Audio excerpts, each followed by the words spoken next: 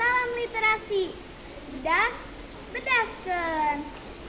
Saya Ananda Pelia Putri, kelas 4 dari SDN Sekeperis 2, akan menceritakan isi buku yang berjudul Aku Ini Pelaut Cilik, yang ditulis oleh Linawati dan diterbitkan oleh CEVI HKMG. Teman-teman, mari kita simak bersama. Putra adalah seorang anak yang pandai. Dia masih 3 besar dari sekolahnya. Ia mempunyai cita-cita sebagai astronot. Tetapi ia berubah pikiran ingin menjadi pelaut cilik karena melihat ayahnya yang sangat gemar dengan pekerjaannya sebagai nakoda. Terlebih lagi saat libur sekolah, ia diajak oleh ayahnya berlayar.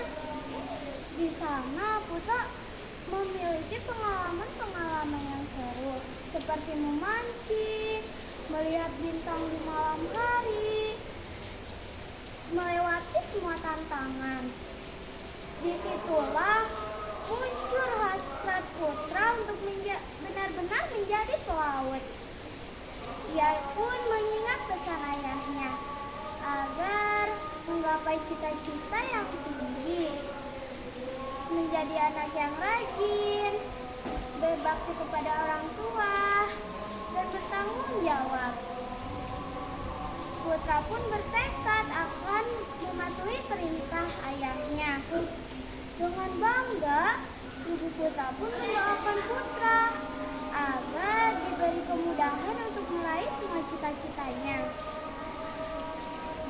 Menjadi anak yang hebat, bertanggung jawab, berbudi pekerti luhur, dan mencintai negeri ini. Demikian cerita Aku Ini Pelaut Cilik.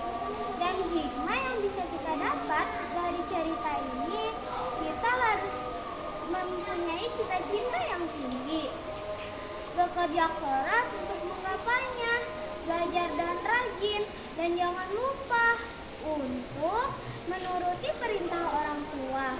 Demikian, terima kasih, semoga bermanfaat. Wassalamualaikum warahmatullahi wabarakatuh.